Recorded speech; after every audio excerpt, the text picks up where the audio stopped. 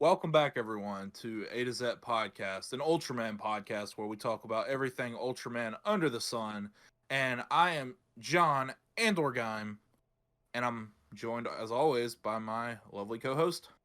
Hello, everyone. I am Dr. Swoos, the science scientist, the doctor of dimensions, and the madman with no plan. And today we are doing, once again, another news episode for August 2021. That's right. So the majority of our news here is going to be talking about all of these amazing releases Millcreek is cranking out. And we've got a little bit of Sentai and Rider news there at the end, but the majority of this episode is going to be talking about Ultraman. As always. Yep. So we'll start with the Millcreek stuff. Last we recorded, we mentioned Leo was on its way out.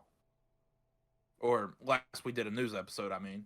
Right. And it did come out. That was the last one, right? Like, there hasn't been any other ones other than Leo since then? No, there's been more releases since then. So right, the Zero ones, right? Right. So when we said Leo is coming out, the date that Millcreek put out, it was actually delayed, so it came out a little bit later than that. So if you were going by the date we gave you, it was a little bit later than that. But it's out, and you can get it. And we also talked about those two Ultraman Zero releases in our last episode. Well, they're now out, and they actually released with a little bit of some issues there. So the first thing that some people were noticing were they were getting the wrong slip covers on each release. So, like, for example, on the Ultra Galaxy release, they might have bought one of each, but they got two Ultra Galaxy slip covers, or vice versa. So there was like a printing error in the release. Luckily I didn't have any printing error with that. What I got was correct, but people were talking about some of them getting the wrong slip covers. I noticed some people were able to contact Millcreek and they send the correct things, but I'm not entirely sure if that happened to you, exactly how you go about remedying that.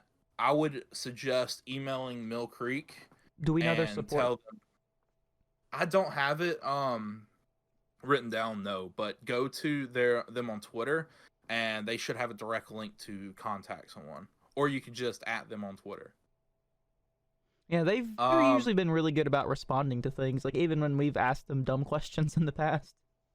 Yeah, that's true. I've had a few issues with them, or not issues with them, but I've had a few issues come up where I've dealt with them, and they've done pretty much everything in their power to get that handled. Also, there's no booklets in these sets, and this wasn't really an issue for me. I didn't really care for them too much. If we had them, we had them. If we didn't, we didn't. It wasn't a make it or break it for me. But I mean, it's really a thing you don't see these days anyways. Like, heck, when's the last time you opened a video game and it had a booklet in it? Or something like that? The last one I remember was probably GameCube or Wii era. Did the Wii's have? Yeah, I guess the Wii did have them, so...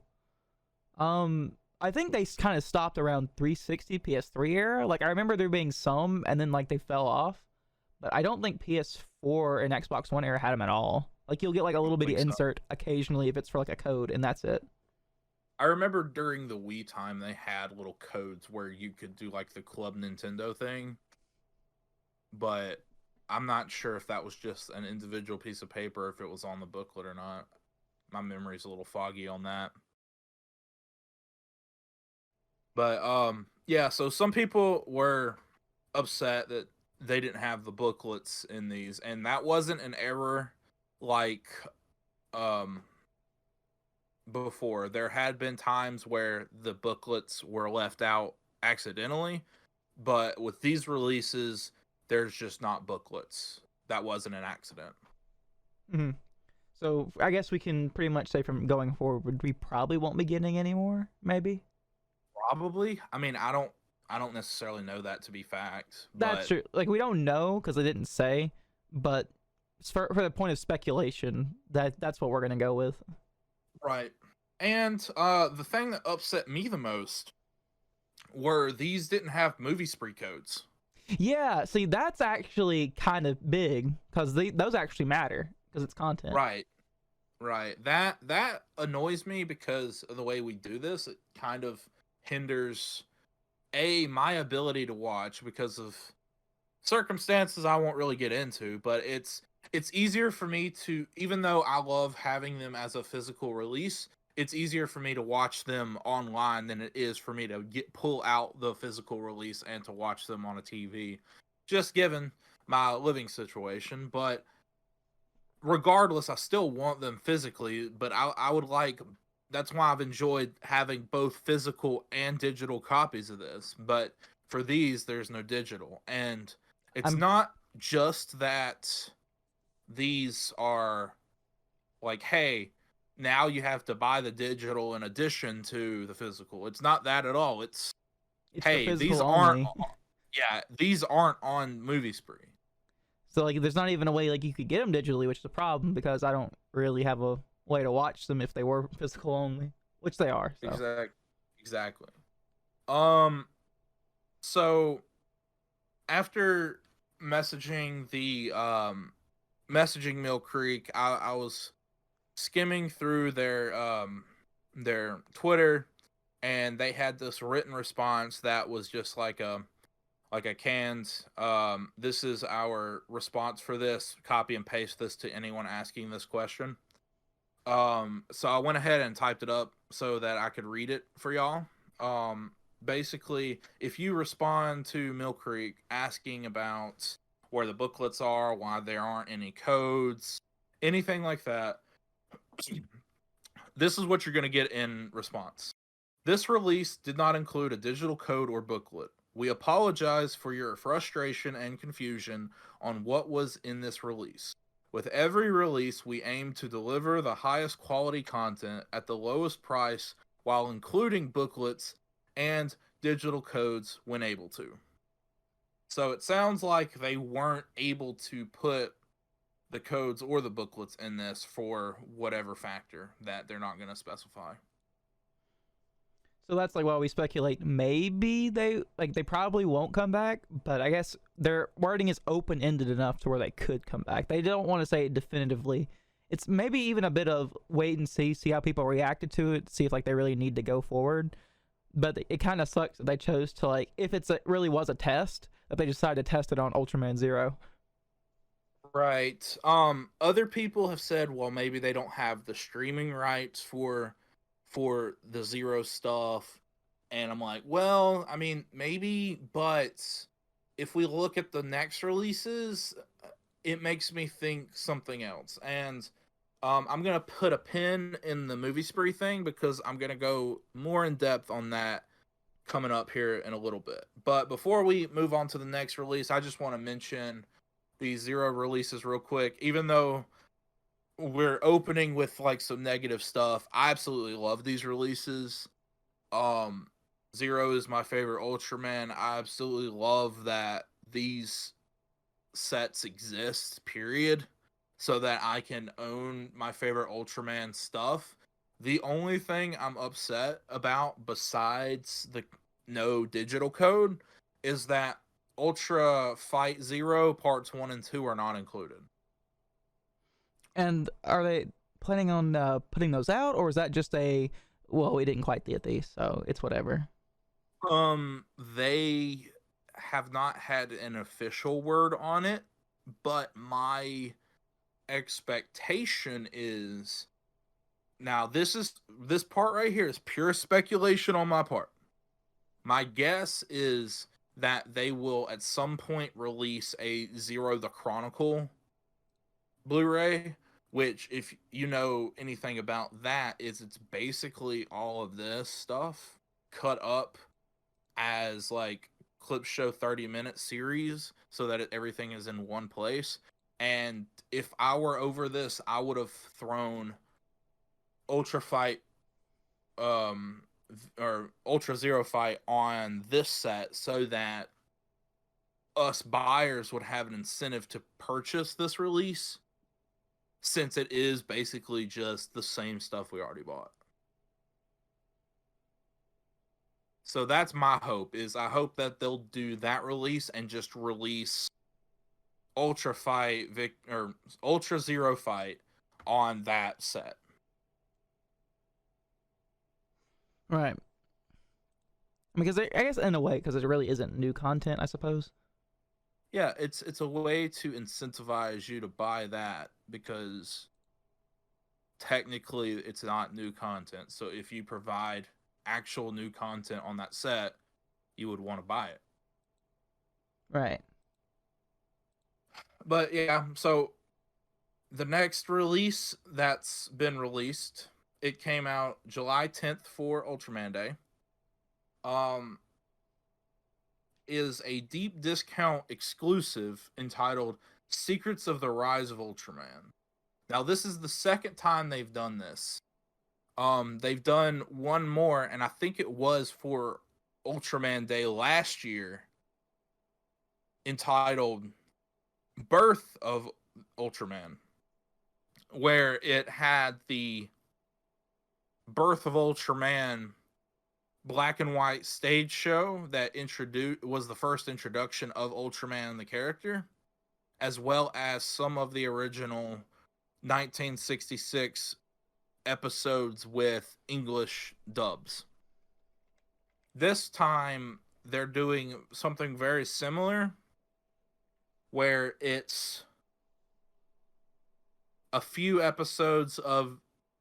different episodes of the 66 Ultraman series with English dubs, as well as a 5-part behind the scenes bonus feature thing for the Ultraman Marvels comic book,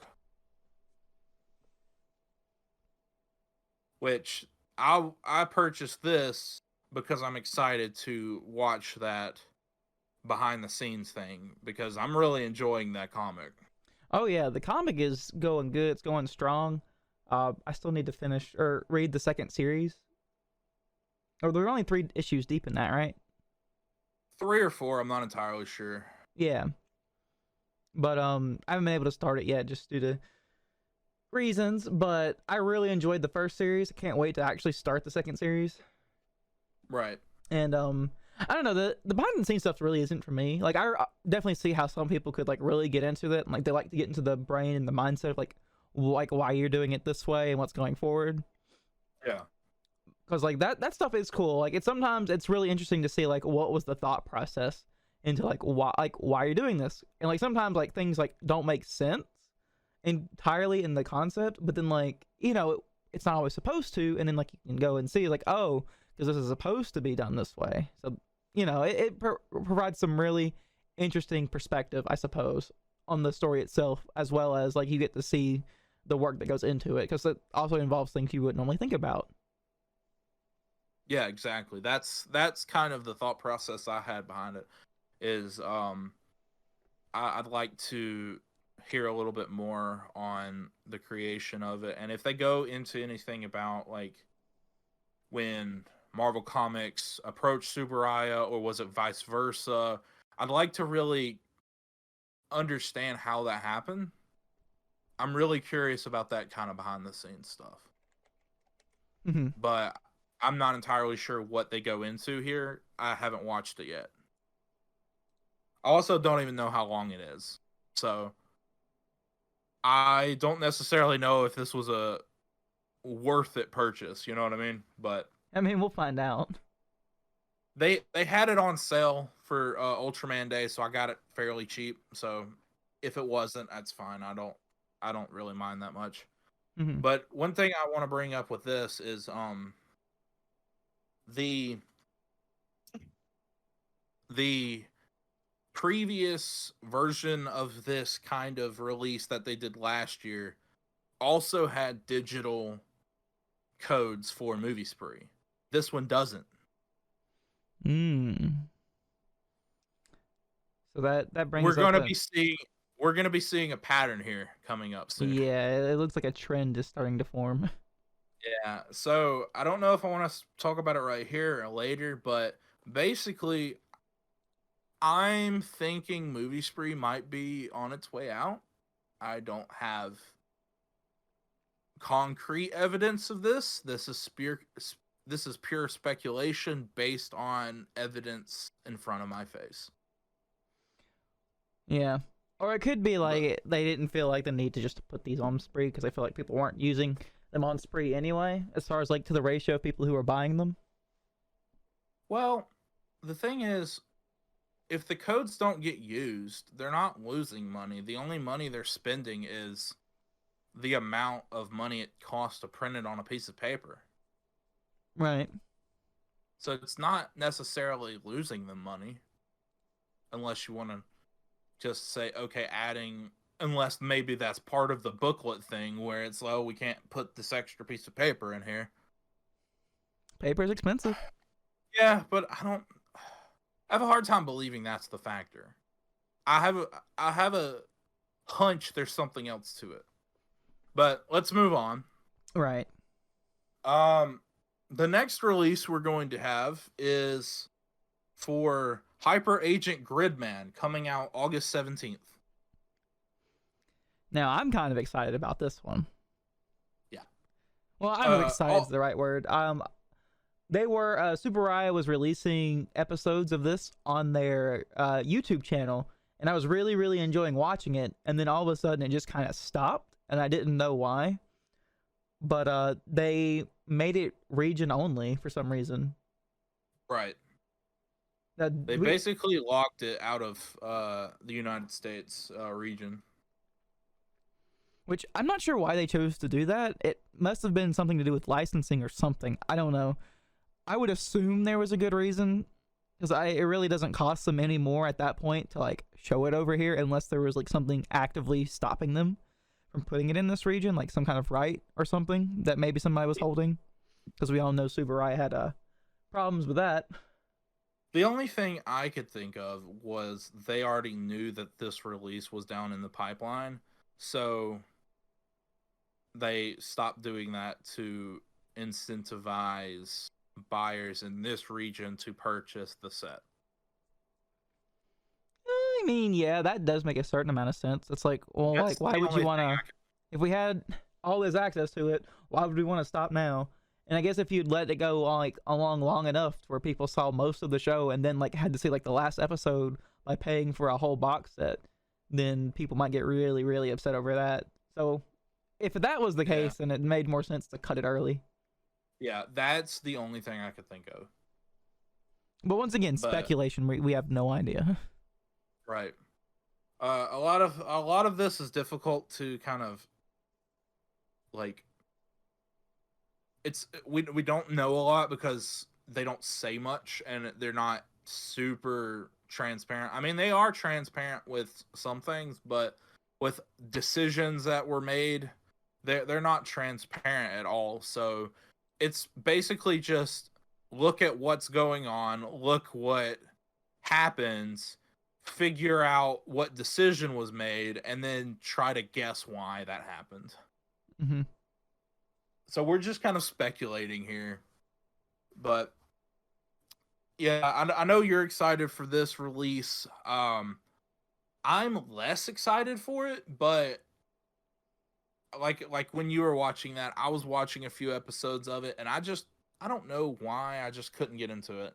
But for some I only reason, watched a couple. You were telling me about how you felt about it, and you said that you couldn't like your brain couldn't put together the fact of like the cyber cityscape, and how like you couldn't like relate it to being a city. Even like it's supposed to loosely be one, but not 1-to-1. And I don't know. You said you couldn't see it, and that's what was taking you out of it. Gotcha. I honestly forgot about that, so I'm not entirely sure what I said. But when it comes out, I'm willing to give it another shot. I'm not going to say no. I will not watch this. I'm open to it. I'll just give it a shot. But it was like when we were watching it, I was having a hard time getting through it. But I only got through a first couple episodes, so I'm not entirely sure where I stopped. Maybe 2, 3, something like that. But maybe it's one of those that just takes a few episodes to get into. I don't know. I'll give it a shot. I mean, to be fair, I don't really remember how many episodes I watched before I was like really starting to get into it. Gotcha. Because when I was watching it, I had lots of free time, so I didn't have anything better to do. And I was like, all right, let's watch it. Why not? It's Okay. available, it's here, and I have the time. Gotcha. Okay, well, so the Zero set, this Secret of the Rise of Ultraman set, and this Gridman set are all on Blu-ray. The next 5 sets are going to be all DVD. And that's a whole conversation in itself. But let's get through the sets, then we'll have that conversation. So the first 2 that are coming out are the Ultraman, which is the anime from 1979. This is the one that's about Jonius. Right, the guy with the star, right? Right. Yeah, you saw him in The Absolute Conspiracy. Mm-hmm.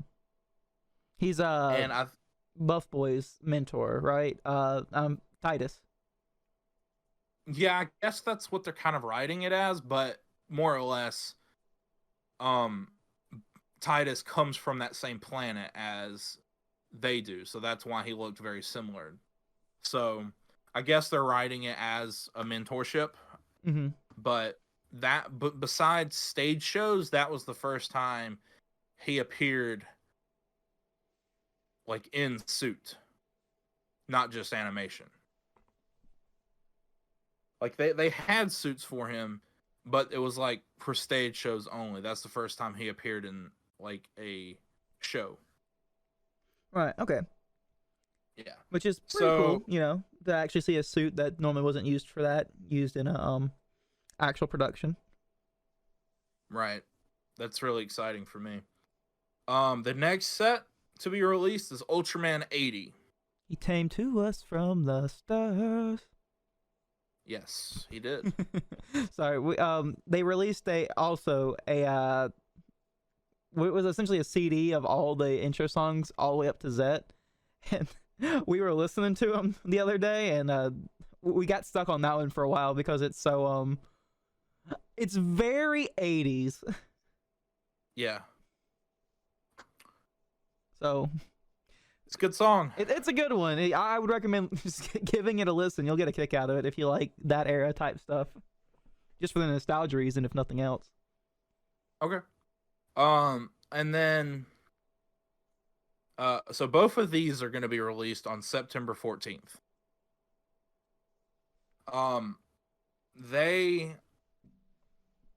There was a lot of people mad that these were DVD only. Personally, it doesn't bother me, but they came out and gave the official statement that series only available in standard definition due to the way the series was produced and archived. So, for me to go into a little bit more on that is basically these releases and more or less everything that's left to produce or everything left for Millcreek to release is probably going to be DVD only for the foreseeable future. And this is because it just doesn't exist as a Blu-ray anywhere. Well, so I'm not entirely sure if 80 is on Blu-ray in Japan, but the next 3 that we're going to talk about, which I'll get to that, but it's not necessarily that there's no Blu-rays, there's no HD Blu-rays. So there might be Blu-rays, but they're SD Blu-rays, where they're the standard definition stuff on a Blu-ray because the disc holds more content than a DVD. Right. So apparently when you upscale that, it looks terrible.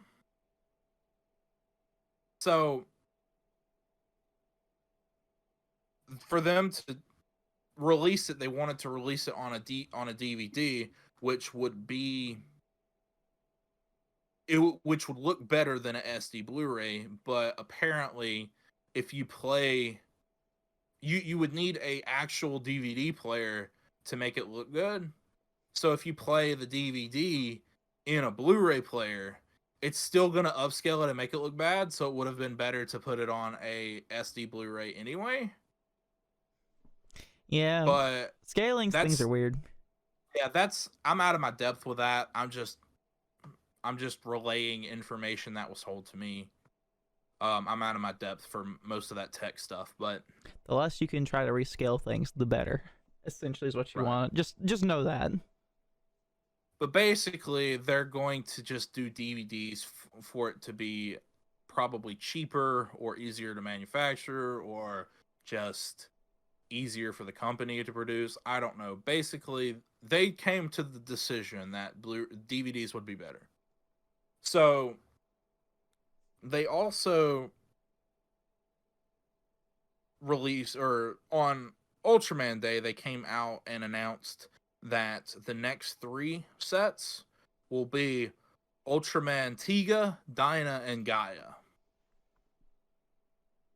And boy, am I excited for these.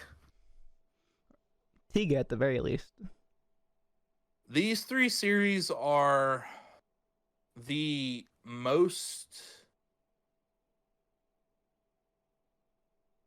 They're the ones highest on the list of ones I want to watch. I think you're trying to think, though, they're very cherished among the community. Especially Tiga. Like, Tiga is held up in very high regard. I personally haven't seen any of them, but I know Tiga is held as a fan favorite for many, as well as Gaia. A friend of mine is really in love with Gaia, so I'm interested into seeing that show as well.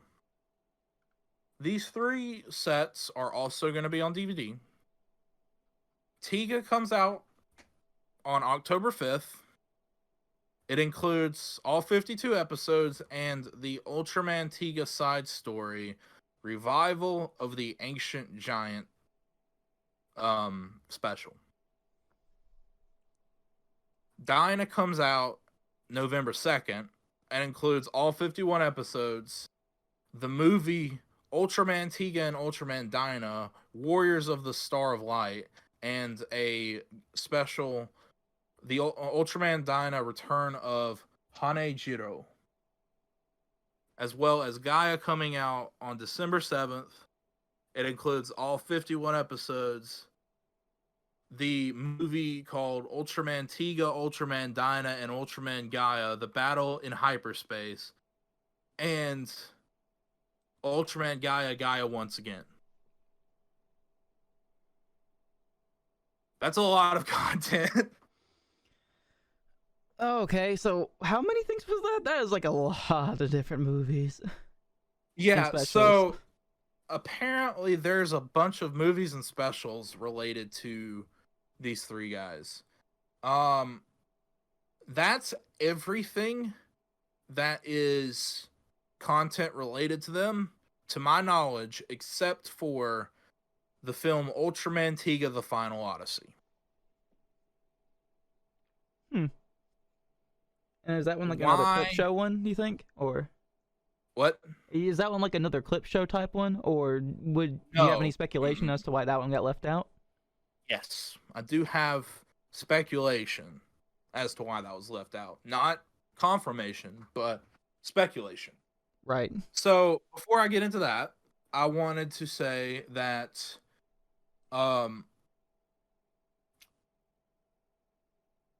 these also have the spine art where you put all 3 of these together and it makes a picture on the side, like the standard versions of the Showa series.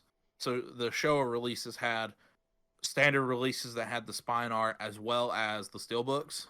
Oh, okay. and the standard versions had spine arts. I have them in steelbook because you got me the original Ultraman for my birthday in steelbook, and when I collected the rest, I wanted them to be consistent, so I collected the steelbooks. Oops, No, I walked him into getting a more expensive product. it's fine.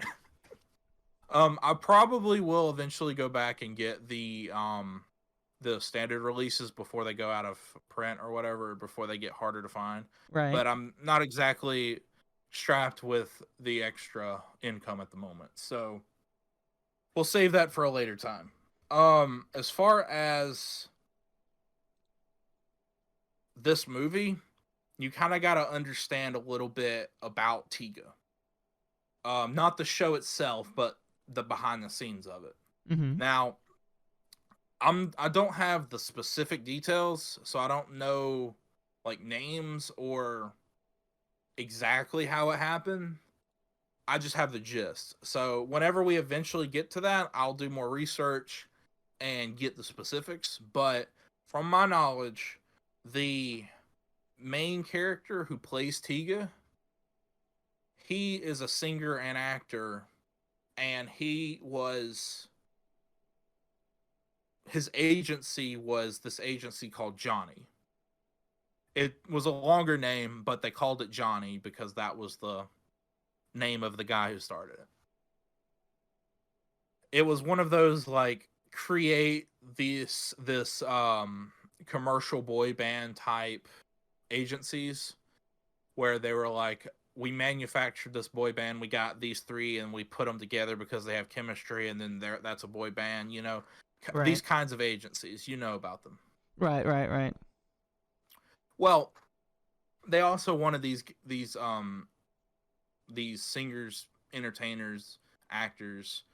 They wanted them to branch out into different aspects, and this guy, he was a singer, performer, etc. They wanted him to be an actor, so they were filling roles, and he got cast to be the lead in Ultraman Tiga as the host of Ultraman Tiga.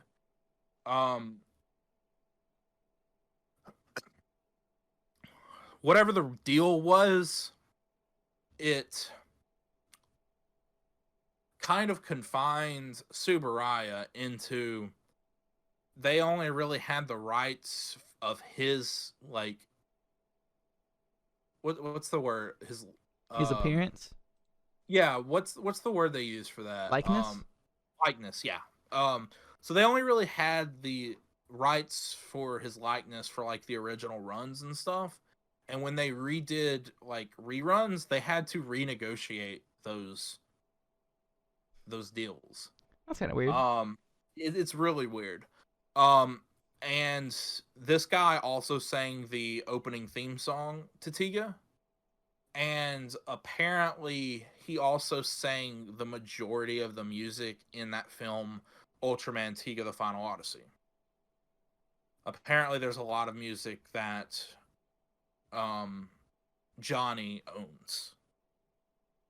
So when they re-aired Ultraman Tiga, they changed the theme song. I don't know if it was the same theme song and they got somebody else to sing it, or if they changed the theme song completely. I'm not sure on that.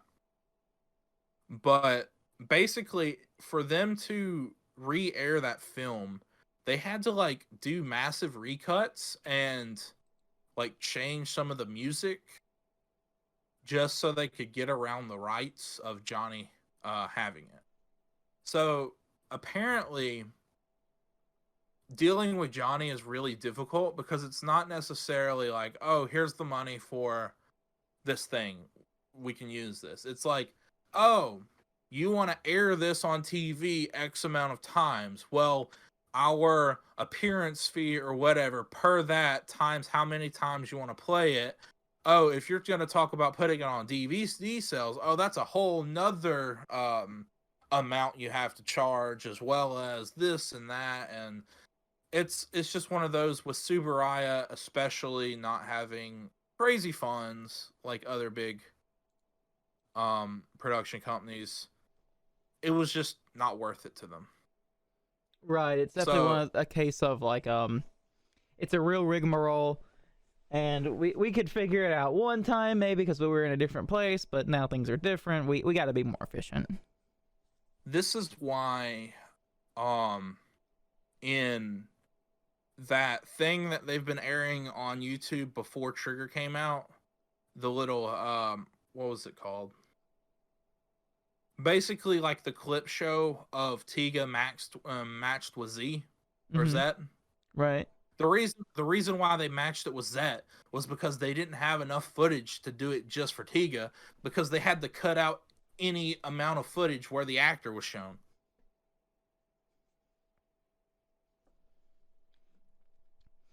Yeah, licensing They, is crazy, huh?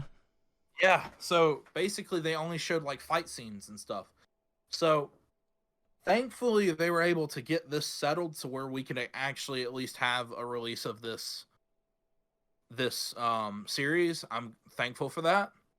Mm-hmm. So as far as this film is concerned, one, I hope they release it. I hope they do an individual release where it's like, hey, the Tika movie here. This is the final this is a release of it on DVD or whatever. I don't care if we have to get I would I would prefer the original version, but I don't care if we have to get the recut version where it takes out the music and puts in different music and stuff like that. I don't care if we have to get that version. I just want a version of this film. Right. Because this is the film where those three evil giants show up that are Oh, the ones that are like super prevalent in Trigger. yeah, but I'm still unsure if those are the same beings or if they're like just Descendant. revert. Yeah, I don't know. Like we're not that far into Trigger to know exactly what's up with that, but regardless, I want to watch this film as well as everything else in these sets. And you know how I get when it's so close to being complete, but there's just one thing left out. Ultra fight, or Ultra Zero fight, you know what I mean? Right. Right. So, so hopefully we can get it at some point, but we're not sure. Also, Dare to dream. dare to be stupid. Weird Al. Not sponsored. Not sponsored. Um, so these three are also on DVD. Like I said, they were released in Japan on SD Blu-rays, but those were years ago.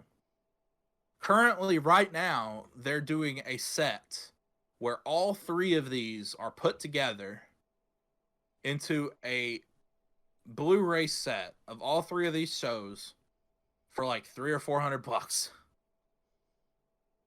and these are actual HD upscales or HD remasters or whatever they call it. Right. So, another reason why this is probably on DVD instead of Blu-ray is because our Blu-rays are way cheaper than Japanese Blu-rays. Oh yeah, that's right. It's like it's such a weird dynamic because I think you were explaining to me how literally things that happen not even just with this, but in general, if a movie will get released over here as a Blu-ray, uh importing cost and all, it's still cheaper to order the Blu-ray from over here. Yeah, like seriously, dude. Now granted, the Japanese Blu-ray sets are different than the ones we get. They are crazy, like they go a crazy amount on the packaging. They make it look like a spectacular special thing. Mm-hmm. They don't put as many episodes on each disc, so the compression's not as much. They have so of course you're paying for more discs.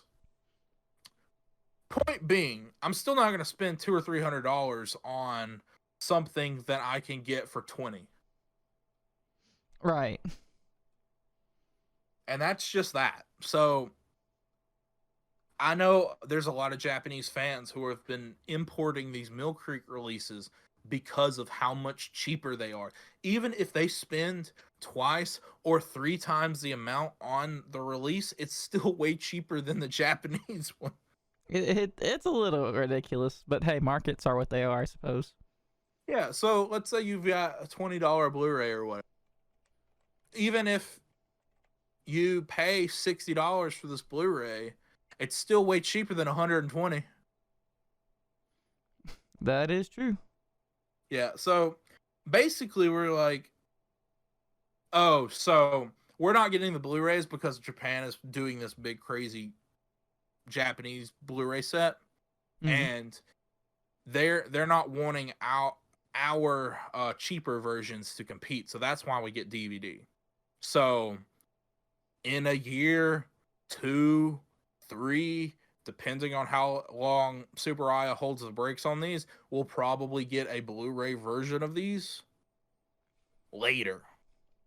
Maybe. Now, they have said that they will do Blu-ray releases of things when HD versions are available.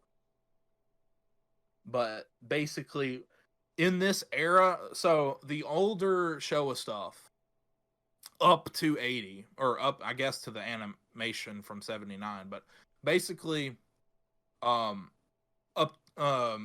Ultra Q through Leo, they were shot on film, or like not like film reel. What? Yeah, like film reel. So those are a lot easier to do like HD remasters of.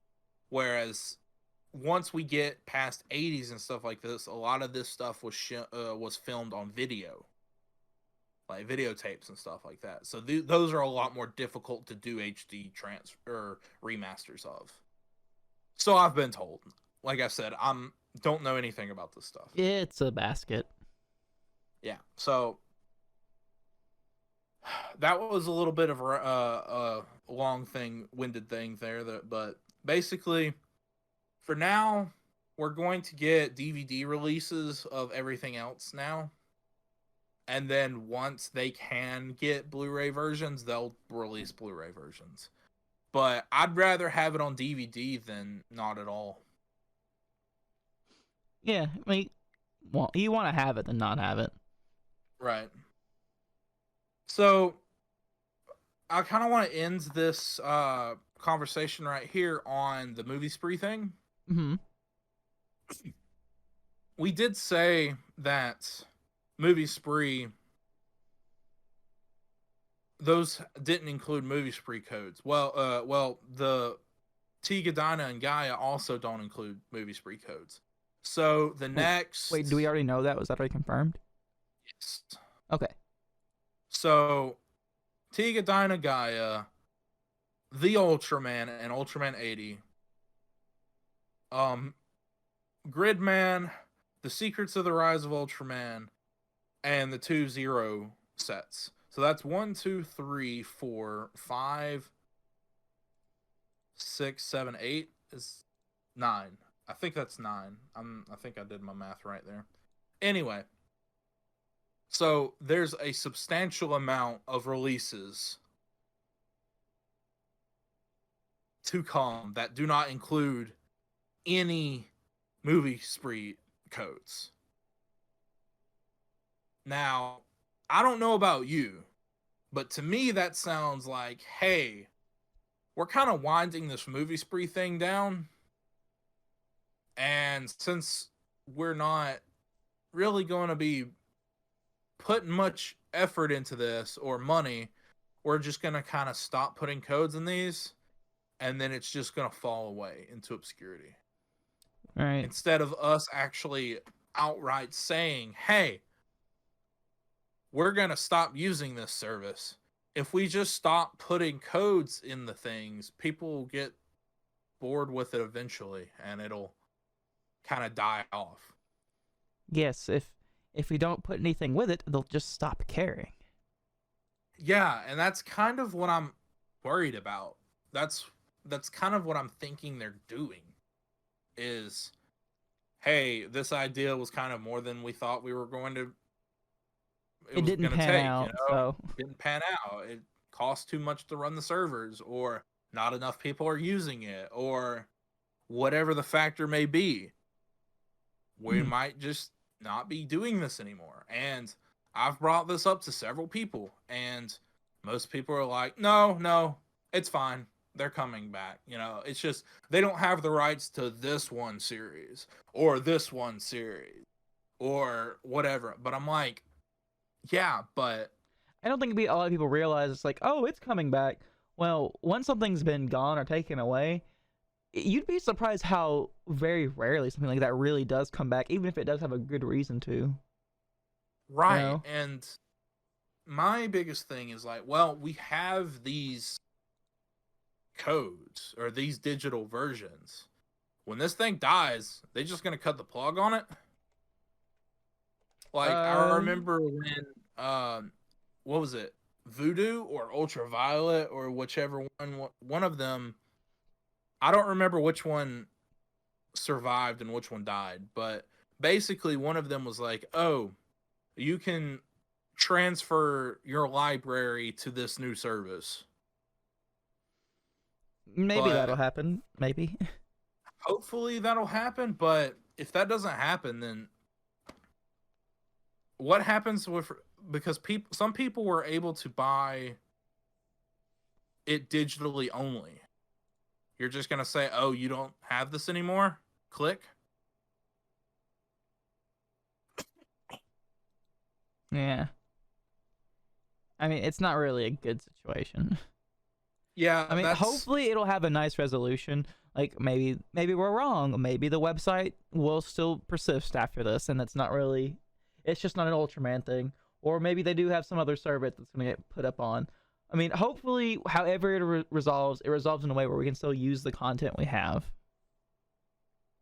Right. And that's kind of why I've always been a proponent of physical media, and why I don't like doing digital in general, is because with physical media, you buy it, you own it. With digital media, you buy the right to use or view this within these parameters for the period of time that this thing exists. And that's why I don't like iTunes. I didn't like iTunes when that was a big thing. I don't like buying films online. I'll buy physical films and use a digital code that it comes with. But I just don't like the uncertainty. whole aspect, right? the uncertainty. I don't like the aspect of me not owning something I buy. Yeah.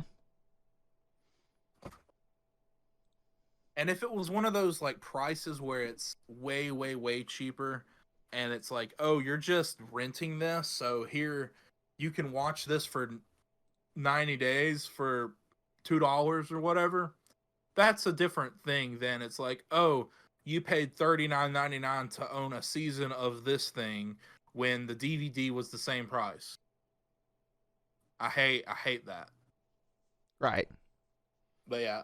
So as far as Moviespree, I don't know if it's going away. I hope it doesn't. But I'm just kind of reading the writing on the wall. You know what I mean? Yeah, I gotcha.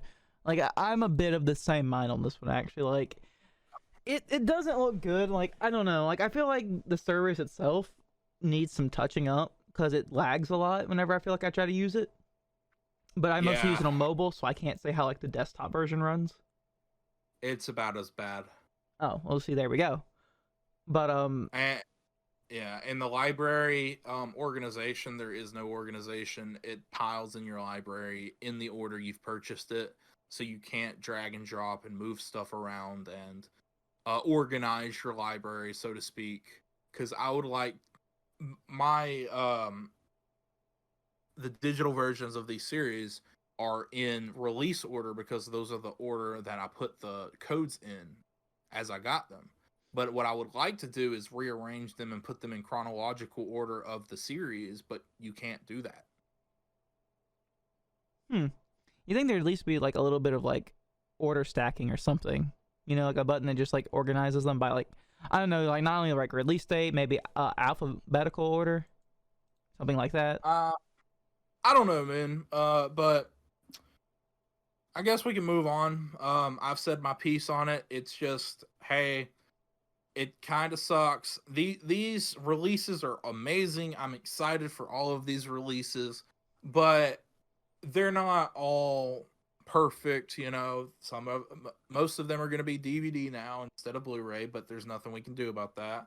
Mm-hmm. And Moviespree is just a thing that's on life support that I hope sticks around, but I don't expect it to. Yeah. All Yeah, right. so So, let's move on to something that we can be a little bit more positive about. all right. So next up is What's left? You know, what's left? so Yeah. yeah, what's left? So I was having a conversation with some people and they were like, what is left over? You know, what is there left for Millcreek to do? There's only a few things, right? You know, but There's more than you might think. there's a little bit more than you might think. So Millcreek, they've done a couple of live streams in the past where they've said this is what we have rights to, this is what we don't have rights to, this is what we don't have rights to right now because they're not available, but we plan to get the rights to it when it's available. This is, and then these are things that we could, there's no way for us to get the rights to, or yada yada yada. So I came up with a list of what they have left to do. The first thing in this list is something I've never heard of. I had to Google it. Which is rare. Which is rare. Trust me, it's rare. Ultraman Kids 3000. Okay, so you're gonna have to explain this to me. What is this now? Apparently, from what I could tell, it's like a old anime about the Ultras as children. Oh, so is it kind of like a goofy take on it, or like a side take where it's like it shows all of them, but like they're all kids, like kind of like a I don't want to say Muppet Babies, but like that's kind of what I was thinking. I was kind of thinking Muppet Babies, or what's the Looney Tunes one when they were kids? I think it's just like Looney Tunes Kids or something. I don't remember. Baby Looney Tunes. I think it was just Baby Looney Tunes. That might be it. I just remember watching it as a child. I don't know. I think the superior show was a pup named Scooby Doo. Oh yeah, I loved me some pup named Scooby Doo. It was always red herring. Except that one time where he wasn't allowed to say it, and it was. Yep. But so they said the only two anime they actually had the rights to were the 79 The Ultraman show and this. So if they have the rights to it, you can suspect it'll get a release at some point. It's probably going to be lower on the list where it's like, oh, we've gotten all of the main stuff out of the way and now we're just kind of throwing together the stuff we have left over. It'll probably be one of those releases. But it's a thing that exists that they have the rights to. And I mean, it could be fun. It is vibing within this universe, so it may or may not get a release. Right. So that's a thing. The next thing, I kind of was going through a list like chronologically to try to keep straight. So this one is one that I was not clear if they actually had the rights to it. So we don't know if they have, or if the information is out there. I don't know if they have it. So basically, it's unclear to me if they have the rights to the Heisei Ultraman 7 or Ultra 7 series. Wait, so they did another Ultra 7 series in the Heisei era, or? Yes, there's actually 3.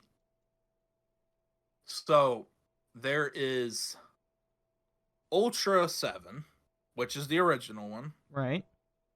And then during the Heisei era, they did another one of just more Ultra 7 stuff. So, I don't know if you know this, but Ultra 7 wasn't originally supposed to take place in the Ultraman universe. I don't think I did know that. It was supposed to be its own thing. But Kind of like Mirror Knight. Maybe, yeah. I mean, I guess you could look at it like that, but I think Mirror Knight came way later. Okay. I'm not entirely sure when Mirror Knight came out. I want to say late 70s, but I'm not 100% on that. I'd have to look it up. No, so Ultra 7, you had the Ultra Q, then they did a new thing in Ultraman, and Ultraman was great, and they were like, okay, let's try something new. And they did Ultra 7. Well, after Ultra 7, they did Return of Ultraman, which was a different Ultraman, but they never... We call him Jack. Ultraman Jack, as you know. Right. But they never really called him that in the show. They just called him Ultraman. So, with the success of more Ultraman series and the continuation of doing so, they kind of folded 7 into that continuity and was like, oh, he's an Ultraman too. I mean, and they just kind of like folded it in, and it works. It works with the continuity they set up and everything. because he was mostly the same anyway. His main difference was the capsules. There was a few main differences, but yeah, it really worked in the continuity, so they just kind of folded it in. Well, the Heisei Ultra 7 series was, what if Ultra 7 didn't get folded into the Ultraman continuity and just continued with that thing? Okay, so it was like a what if, what comes after if it wasn't like he just joined up with all the other ones. Yes. Okay. And then later on, I'll just go ahead and mention it here as well. It's also unclear if they have the rights to Ultra 7X. Now, Ultra 7X it came out later. And it's actually really cool. So it's the same Ultraman, but he has a different he has a, instead of him being like the human character, he has a host. Mm-hmm. And it takes place like on a space station in space, and it's like super wacky. Like, So very I don't Space know, Odyssey type, or is it more goofy? I don't think it's supposed to be like, I think it's supposed to take place like be serious, not jokey. I think it's supposed to be like serious. I haven't seen it. I haven't seen any clips. It's just, this is the way I've interpreted it, looking in and kind of like reading through like a wiki and looking at pictures and stuff like that. I would love to see these series. I have not seen either of these. And it's kind of unclear if they have the rights to them. So I hope they do, because I'd like to watch them. But not sure. That's some more stuff on the list of things there is. Mm-hmm. Next up, Ultraman Zeus and Zeus 2. Okay, these are great. These are hilarious. I love these movies. Now these are kind of a I don't know, the best way to say it is they're taking they're I don't know, they're just a joke. It's like an Ultraman, but like funny, haha. Like even more so than normal. Like it's all like parody, I would say, just about. Yeah, it's a parody / homage where you're in on the joke. It's not like mean spirited or making fun of. It's, hey, this is silly. We're having fun. Like he transforms literally by brushing his teeth. Yeah, it's a thing.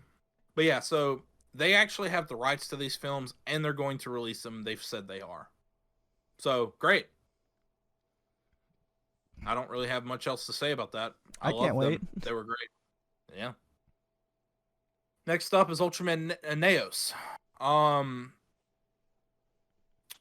I've seen maybe the first 2 or 3 episodes of this. This was a a shorter series. It was, I think, 10 or 12 episodes, maybe 13. But it was one of those where they were trying to reboot Ultraman, and this one really didn't really go well. I mean, the show was fine. It just didn't kind of mesh with audiences, and it was kind of canned. They let it finish out, and then it was kind of canned, and they tried something else. If you remember in the Absolute Conspiracy, these guys showed up too. So you had Ultraman Neos, which was a revamping of the original Ultraman, and then you had Ultra 721, which was a reimagining of Ultra 7. Do you remember that? Yes.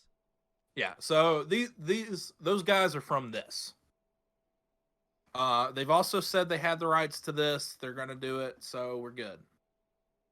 Ultraman Cosmos. That's my favorite Ultraman I've never seen. Yeah.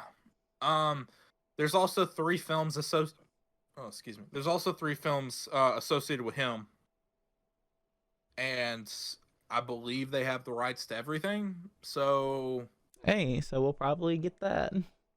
Yep, I'm excited to see that. And then after that, we've got Nexus. Now there's a departure. Yeah, Or not departure, a deconstruction of the series genre. Yeah. Nexus and the film The Next are both they have the rights to both, so we'll be getting those as well. Odds are they'll probably just throw the Next on the Nexus set, Right. That's kind of what they've been doing, is they've just kind of been including all of the specials and movies and stuff associated with that one on the set of it, which is what I like. I'd like for them to keep doing Unless that. there's just a ton and they have to split it up. Well, I mean, or they could just do the movie and then all of or they could just do the series and then all of the specials and movies together on a separate release, which is kind of what they did with the Zero stuff. But Zero's a special case in general, so I mean, that's what they did with the Orb. Yeah, I mean, sort of. Yeah. Okay. Yeah, you're right. Anyway, so next is Max. They've got the rights to him. They've got the rights to Mebius, and Mebius has a lot of stuff. Mebius will probably be 2 releases. Or 3, depending. Depending, I suppose. Mebius, he's got 3 different Gaidens associated with him and 2 different movies. Mm-hmm. He's got a lot of stuff. So, Mebius, I haven't seen, well, that's not entirely true. I started watching Mebius, and I stopped watching it maybe 6 or 7 episodes into it because I found out what Mebius is. And it's basically a celebration of the Showa era. So it's like your Decade or your Zenkaiger? I mean, I guess. Except a lot of them come back and reprise the role. The older actors come back and reprise their roles as those characters. A lot of the Showa era, or I think all of them come back at some point. But basically, it's Mebius plus the other Ultraman brothers from the Showa era. And I wanted to finish. I stopped watching Mebius because I felt like I would enjoy Mebius more after having gone through all of the Showa era stuff. So I was gonna wait on that. Right, it makes sense. I don't know if that's necessarily true or if it's necessary, but that's just the way I'm going to watch it. So that's the way I'm going to do it. I'm going to watch all the Showa, then I'm going to watch Mebius. So Okay, so Mebius has a lot of references in it. You can probably watch it without it, as that tends to be the trend of these types of ones, but you'll probably get more out of it if you do first. Yeah, and that's usually Like a lot of people, for example, a lot of people watched Kamen Rider Decade as their first Kamen Rider, or watched Gokaiger as their first Sentai. I wonder You who would know, be crazy enough to do that. points at fingers. Don't you point your finger at me just because it's true. Yeah, but I don't necessarily know if it's like that, but that's the way I'm gonna watch it. The next thing that I have on my list here, which I kind of already mentioned, is the Tiga film, The Final Odyssey, and Ultra Zero Fight. Both of these have been left out, and I believe they would have the rights to it. Other than with the Tiga film, if they get that music thing situated, Right. I don't know. I'm just kind of throwing them on there because if we don't get these, I'm gonna feel like it's incomplete, in my personal opinion.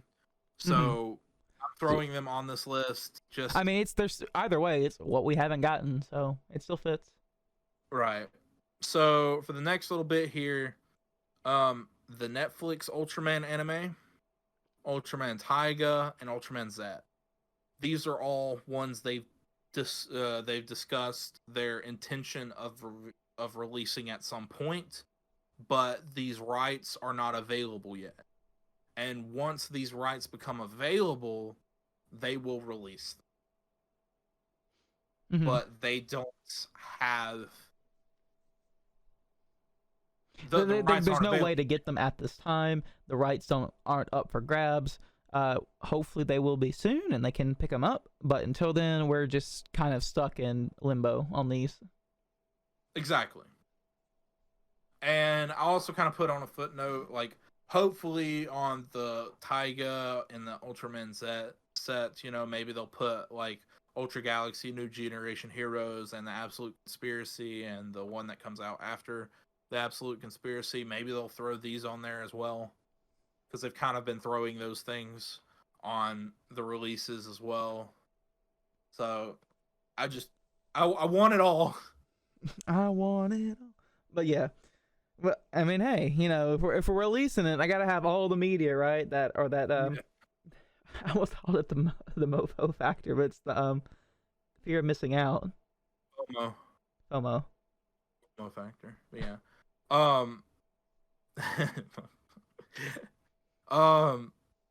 Yeah, so my next list is things that they've said that they explicitly don't have the rights to. Some of these I can live without. Some of these I can't. So when we get to it, we'll get to it. But they've said the Andros Melos stuff, the Andro Melos thing, that little special or mini series or however it was released, the whole thing was Zoffy and everything. Yeah, I gotcha. Yeah, that thing. The reason why Millcreek didn't get the release or the rights to release this they lost is the film not reel. because it's not because they can't get the rights to it. It's that Subaraya misplaced the masters of it. They don't really know where it's at. They can't find the film reel. It doesn't exist anymore. It was probably thrown out, given how they kept their stuff in the 90s. What was that guy's name?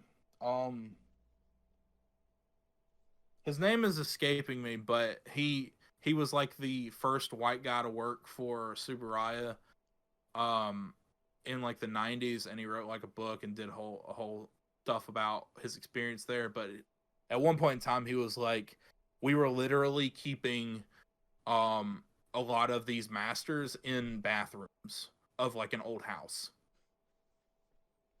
You do what you gotta do. Yeah, so I wouldn't put it past them that it was damaged and or destroyed, which sucks because I want to see this at some point. But I mean, hey, maybe they'll find it in like a warehouse somewhere, or like they'll open up a dumpster and be like, "Oh, hey, look, here it is." Hopefully they'll find it. Hopefully it'll get released at some point. Look, we don't know.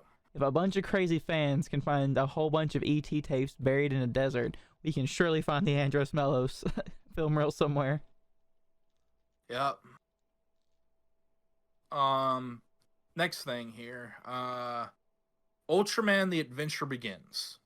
This was also an anime in the 70s. I'm not entirely sure if this came out before The Ultraman or if The Ultraman came out first. Mhm. But this was a co-production with Hanna-Barbera. You know, like the old like Rocky and Bullwinkle, Wacky Races Yeah, kind of. yeah, I know the old Hanna-Barbera cartoons. Like, I want to say the Flintstones, but that's not right, is it? Maybe, I think they are. Maybe. But yeah, I don't I know. got you. Like the old Cartoon Network era stuff. Yeah, like really really old stuff. Mhm. Basically it was a pilot for a new show that failed, and then they ended up just like making a special out of it, so it's like a one thing. You Mhm. know, it's not a series, it's like a special slash movie. Right. And it was released in Japan as Ultraman USA. And it took place it had 3 Ultramen, and that's where we get Ultraman Chuck and Ultrawoman Beth, and I can't remember the name of the third one. Have you ever heard of these? No, I haven't. I'm like, Ultraman who and what now? Yeah, Ultraman Chuck and Ultrawoman Beth. No, no, this is news to me. I don't I'll remember have seeing them. I'll have to send it to you later. But basically, because it was a co-production with Hanna-Barbera, Hanna-Barbera also owns part of the rights. So additional deals would have to be made to do the release of it. Who knows? Maybe they are going through. Maybe they're not. I don't know. But basically, if they were to release this, it would have to be cleared with the additional rights holders. Right. It's not something that So you can just go out and grab. they don't have the rights to it, so to speak. They have half of the rights to And they don't have the lefts. it. So the next 2 are very similar in that situation. We have Ultraman Towards the Future, released in Japan as Ultraman Great. This was an Australian co-production. So this was filmed in Australia with English speaking actors, etc. Yeah, that it was very convenient. They didn't have to create kaiju. They just had to fight the wildlife.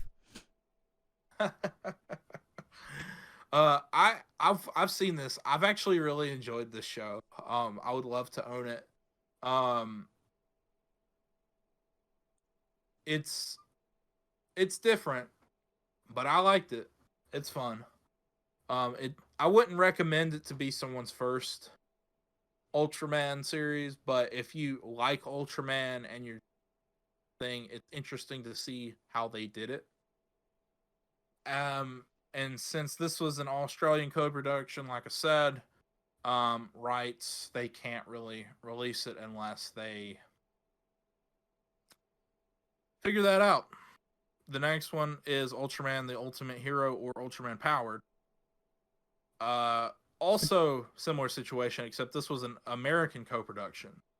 So very similar to that of Towards the Future, the Ultimate Hero was filmed in LA and was,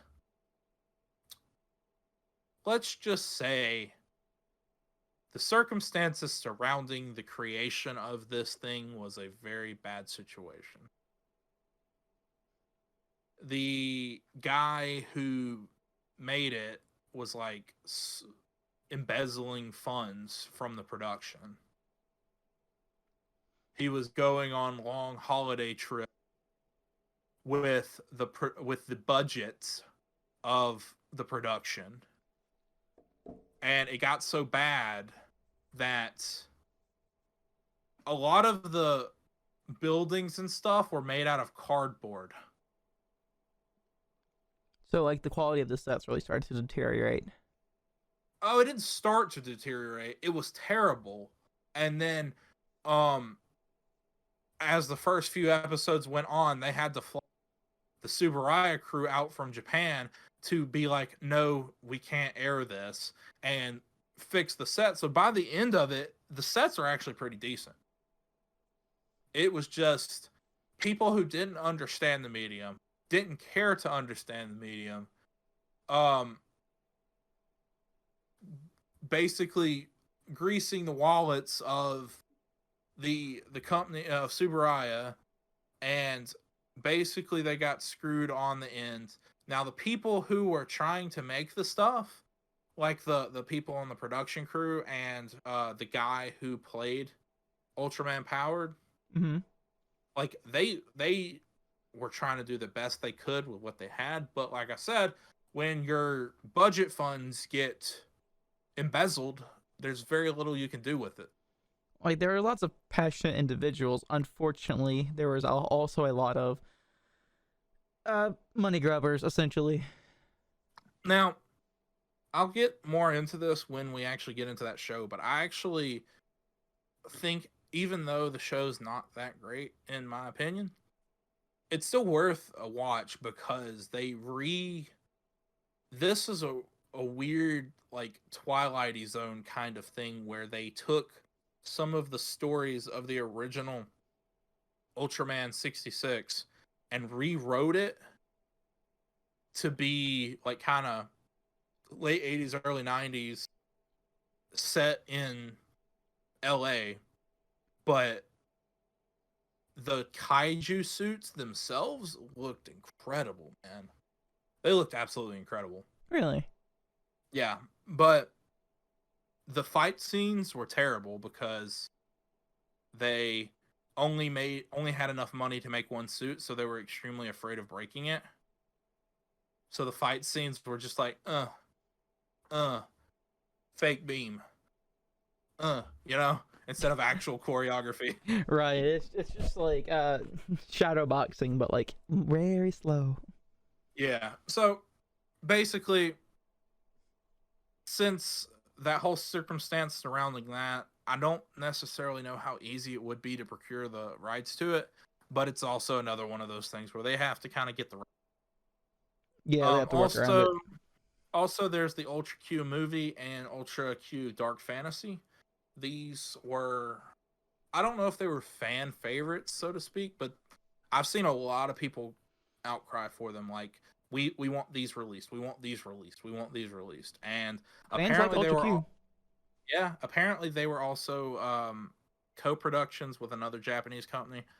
And I'm not even going to pretend to understand how those rights are tied up, but apparently there's It's a another big case story. of we have the rights but not the lefts. Yeah, there's a situation there. Basically, they can't do it. They want to, but they can't. And then this is some more stuff where they haven't stated, or this is stuff where it's not rights issues being held up. It was, we've said, hey, we don't have the rights to this. This was not a part of our rights agreement. This was not part of our rights agreement. These are things they've absolutely just like black and white said, we do not have the rights to this. We are not going to release it. That includes Ultraman's story, which was kind of one of those, like a clip show film, but the framing device of the clips was a young Ultraman Taro. I've sent you like screenshots from it before. Right, yeah. Where like Ultraman Taro's a little kid. Yeah. Basically the story is very loosely, hey, I'm training and I want to be big like my big brothers. And then you're walking with the father of Ultra, mother of Ultra, and oh, remember that one time your older brother Ultraman did this one thing, and then we did a flashback to this thing, and then we come back, oh yeah, and then that's basically the framing device, and it was a clip show movie. Clip show, but like from a bunch of different series instead of just one. Right. So, I mean, I would like to watch it at some point, merely for, Taro's cute as a kid, but it's a clip show, so I'll probably just fast forward through the clips and then watch the original footage. Fair. Another thing we know that they, as we know, they're releasing Gridman, but they've also stated that they do not have the rights to other non-Ultra Super productions, aka Mirror Man, etc. So, with the exception of Gridman, all they had was Ultraman.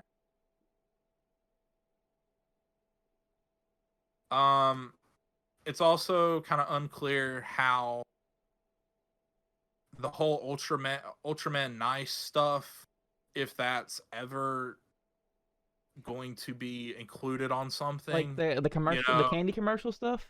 The commercials, and somebody told me, I haven't been able to find these, but somebody told me there were like PSAs with him where he was like in a subway talking about not the underground train, not the restaurant. Right. Talking about like safety with the train cars, and I don't know. I haven't seen it. I've been told like the commercials was not the only thing they did. They did other stuff. I don't know.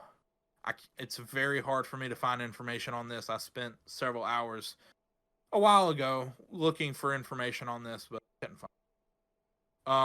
Basically, I don't know if they're gonna do anything with it. Probably not, given the nature of Ultraman Nice's stuff. If they threw it out as a bonus on something else, I could maybe see it, but who knows, man.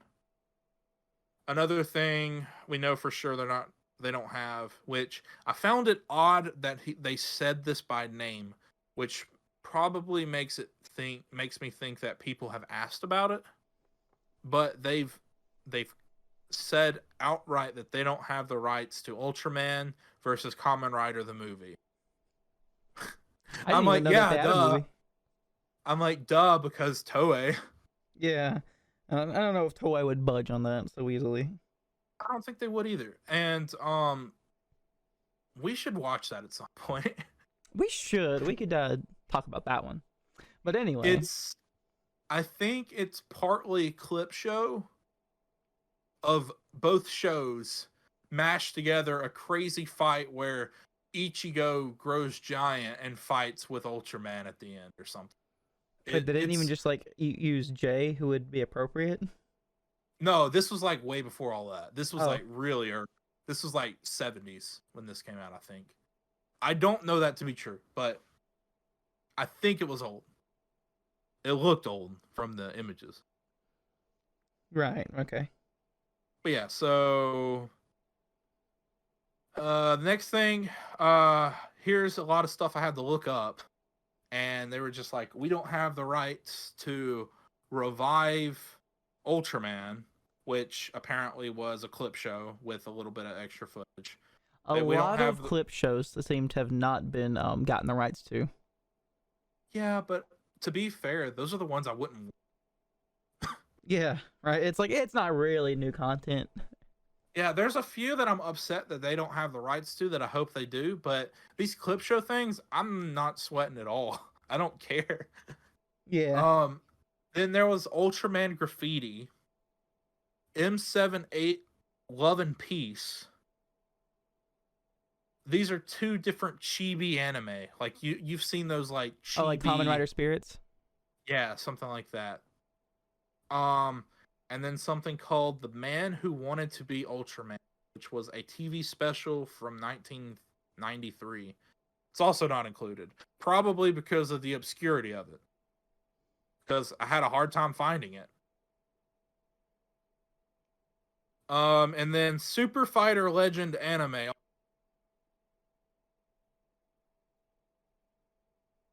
And then Super Fighter Legend anime? What? Yeah. It was an anime called The Super Fighter Legend or something. I don't know. I assume it's another one of those chibi anime. I haven't seen... Like, I've seen images on Google of some of this stuff, but I haven't seen any of it. And I really don't know much about any of it either. But it's just really obscure stuff that's not a part of the main stuff. So I can understand why they wouldn't have gotten it. And then another thing that I noticed, the Thai production film, the Six Ultra Brothers versus the Monster Army. Mm-hmm. This was the film that they made with that company Chayo that caused that whole lawsuit to happen. Oh yeah. So this is the one. This is the one. But the funny thing is here recently, they actually he tried to reverse the verdict that they got, and not only did the courts like say no, verdict stands, but in addition to it, they also took more rights, or the rights to more things, from, I think his name was like Simpoto Sands or something like that. When I do that episode, I'll get all that stuff straight. But Right. basically, he was like, no, I want this stuff back, and they're like, no, we said no. Here, stop. And because of that, we're gonna take this and give this to Tsuburaya too. So they got rights to a lot of other stuff, including this film. I wouldn't be surprised though, even with them having eyes like, this is a bad memory. We're just gonna not. Yeah. I mean, Ultraman, like Tsuburaya themselves, kind of don't acknowledge this existing. I mean, mostly because of the lawsuits, Right. that. But Which is I fair. would imagine they're just gonna sweep this under the rug and be like, this never existed. I would not be shocked if that was the case. But trust me, if you want to look it up, there's like bootlegs somewhere. You can watch it if you want to, but from what I've seen, you don't want to watch it. It's just terrible. It's pretty bad. Okay. Yeah. So, and then the last thing right here, Ultraman Zofi's movie. He's never had a show. He did have a movie, which was a clip show plus additional stuff.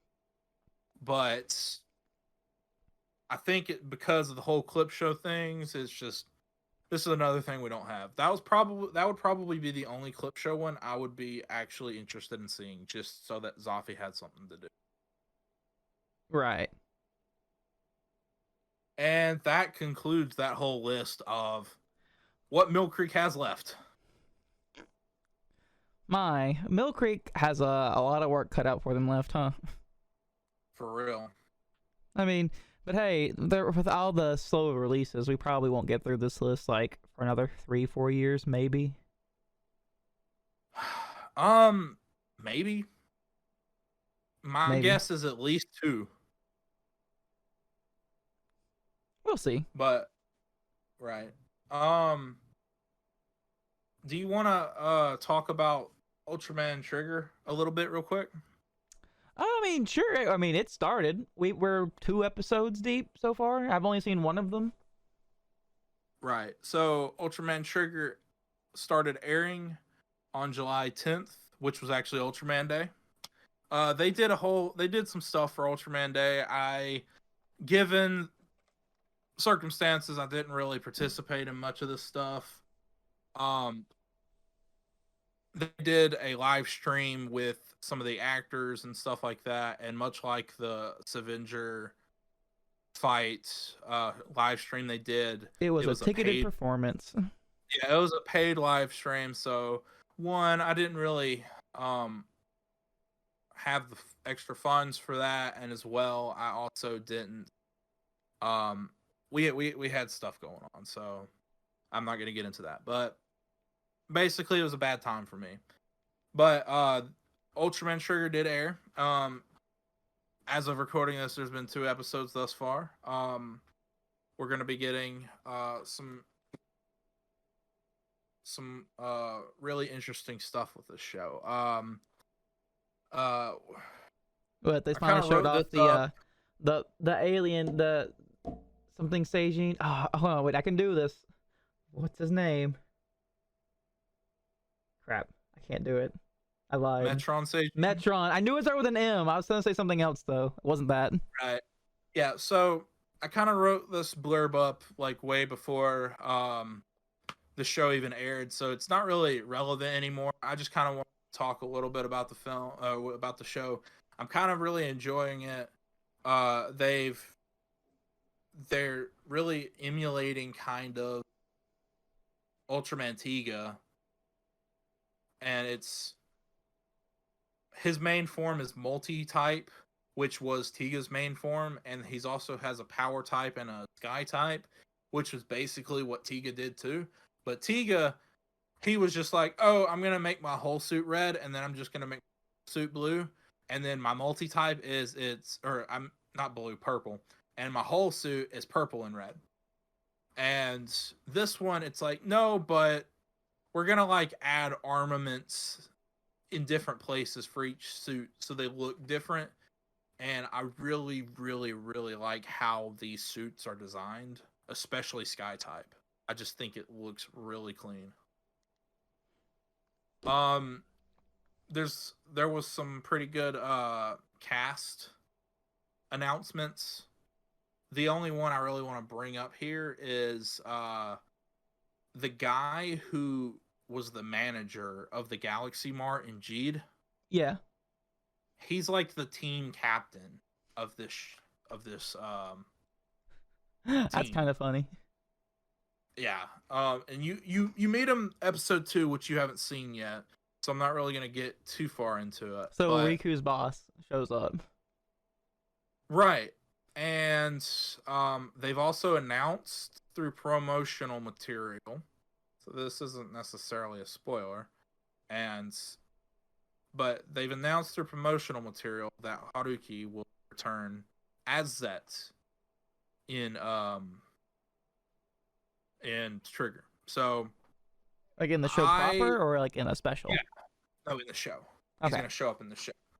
I am, after what we got with Jeed and Zet, I'm not gonna expect much, because when they were like, oh, Riku's gonna be in Zet, I was like, awesome, this is gonna be crazy. They're gonna do the whole thing like with Zero and Riku, where Jeed is gonna be like the secondary rider. You know what it's probably going to be? It's probably going to be a bit more setup for the Devil Splinter thing that Riku was showing up for. That's going to lead into whatever comes after the Absolute Conspiracy. Maybe. That's not a bad idea. That's not a bad idea. I like that. But like I said, I'm gonna kind of temper my expectations here and just expect an episode or two, because I was really expecting Riku to kind of be in the show like half the series in Zet, but that didn't happen. I mean, they really couldn't though. Like, Zet was good, but my feelings on it was its main issue is that it had too much going on in the plot, as far as like with the robots and the stuff, and then like this really small subplot with Juggler in it as well. Like, Zet's really good, don't get me wrong, but I really wish they had more time to like really dig into what they were doing. Gotcha. Yeah, I can see that. And preferably we'll talk about it when we get to Zet. Mm-hmm. But there was just so many factors, specifically the pandemic, as well as other factors, were just berating this production. And the fact that we got such a good show as Zet out of it just really speaks volumes to how much people speaks volumes to this company and this production team, and how much they care about the product. Yeah, and you know what's also a nice thing though about like the limited episodes? What's that? Things like I guess events like the Olympics aren't going to like shorten the series by a few episodes. Right. I'm not gonna get on the done it already before, but yeah, it's just having it be half of the size of a Sentai or Kamen Rider series really plays to its advantage. But yeah, I'm gonna move on. Anything else you want to say on this? No. Okay, so another interesting thing we got information on was that Netflix is doing a brand new CGI animated film about Ultraman. Now, no, this is not related to the anime. I was gonna This ask. is well, other people have asked, and I'm preempting that. Yeah. It's we know very little about it. We basically have a still image of a silhouetted figure doing a specium beam, and we're looking up, but it's completely silhouetted. You can tell it's Ultraman, This and is you can different from tell Shin it's too, right? yeah. This is a different thing from Shin Ultraman as well. Yeah, this is a Netflix headed endeavor. So other than that image we know that it's being written and directed by someone named Shannon Tyndall. And we have a brief blurb on the synopsis. So I'm just going to read that blurb real quick because it's easier for me than to just kind of freelance it. Right. Baseball superstar Ken Sato returns to his home country of Japan to pick up the mantle of Earth-defending superhero Ultraman, but quickly finds more than he bargained for when he's forced to raise the offspring of his greatest foe, a newborn kaiju. Struggling to balance the roles of a teammate and a new father, Ken must confront his own ego, his estranged father, and the convincing kaiju defense force to rise up and discover what it truly means to be an Ultraman. That is so different than anything we've ever seen. It's gonna be. If that just sounds like a trip. All right, cool. I guess this is what we're doing. Yeah, I don't want to say it's gonna be bad because I don't know. I just Look, Netflix likes to try things, which is good in yeah. its own right, but at the same time, a lot of garbage comes from it. Like Netflix is also So trying to do this weird Monster Hunter series now, and I'm scared about that. But hey, maybe that'll turn good. Who knows? no, I heard about that. Is that gonna be connected to that movie in any No. or Thank goodness. That's like one thing in its favor. It is related to World. It's mostly centered around a character from World, but it doesn't seem to be related in any other way than that. well, I hope it's good for your sake. I want it to be good. I don't have high expectations for it, but I want it to be good. Well, if you go in with low expectations, you can never be disappointed. No, that's not true. The movie proved that wrong. Well, I mean, if you go in with really low expectations, like your expectations are either going to be met or surpassed. You'd be surprised. Look, when I say the Monster Hunter movie, look, I know we're taking an aside here, but when I say that Monster Hunter movie was bad, I knew it was like I thought it was a 1 going into it, and I was still disappointed. Yeah. I haven't seen it. I would like to watch it just to see the train wreck, and then I would really laugh if I came out of it. I actually enjoyed it. I Because wouldn't validate like your opinions anymore if you enjoyed. If anybody out here listening is there and saw that movie, like that's the best movie ever. You're entitled to your own opinion, and I will accept that. I will not accept that from my co-host, however. yeah, so anyway, on this CGI animated film, it's really interesting to me that they're centering it around having to raise a newborn kaiju. I will forego any amount of judgment because like I've said, all we know is that blurb and a small thumbnail of a silhouetted Ultraman shooting a beam. This could be anything.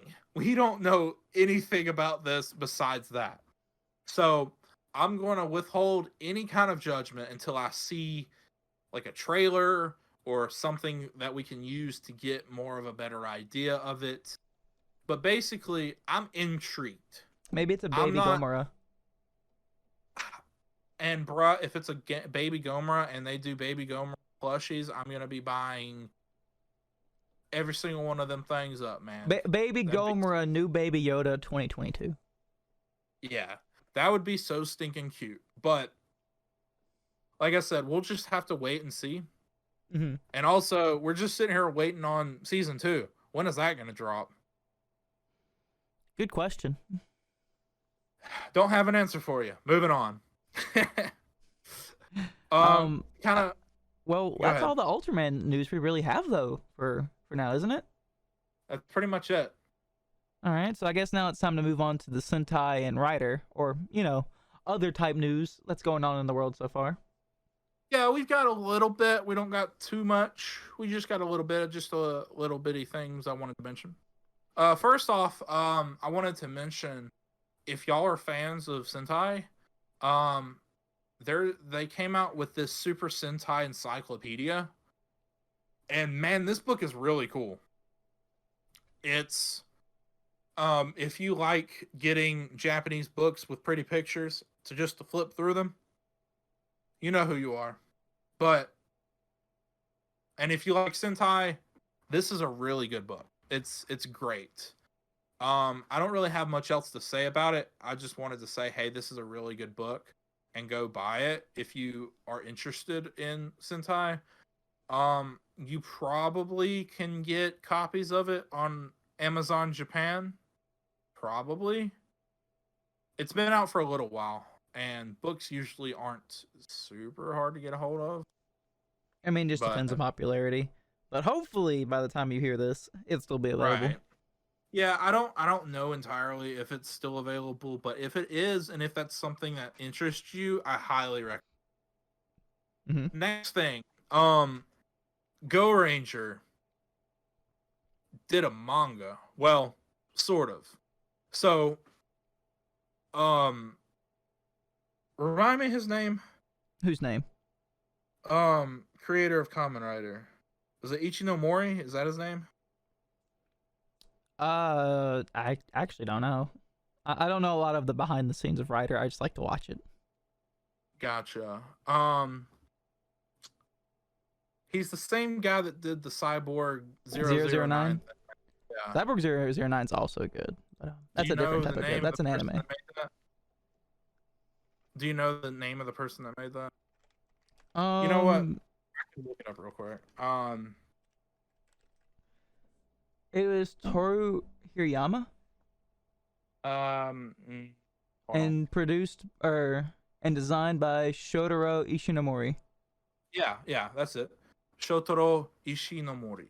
Yeah, Ishinomori. It was produced by Toru Hirayama. Yeah, there we go. Yeah, that's who he created Ultraman. Or no. Well, he created Kamen Rider is what I meant to say. Yeah, I was just like, I don't think he did that one now. No. But he also created Gorenger. Now, Gorenger, if you know anything about Sentai, that was the first Sentai. And he was a manga artist specifically. Mm-hmm. So there's the Kamen Rider manga for like Kamen Rider Ichigo, like the original Kamen Rider manga. And there was a Gorenger manga.